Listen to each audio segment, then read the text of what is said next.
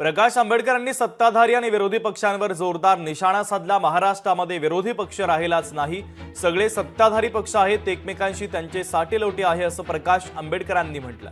शरद पवार बीजेपीमय होणार असं देखील आता प्रकाश आंबेडकर यांनी म्हटलेलं आहे।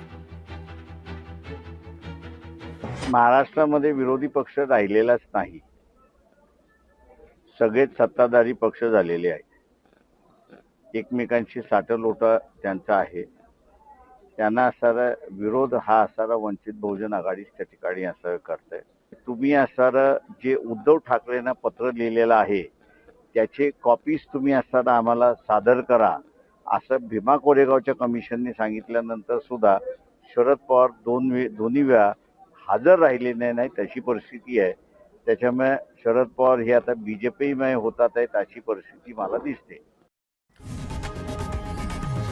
लोकशाही मराठी ऐका, पहा, जागरूक रहा।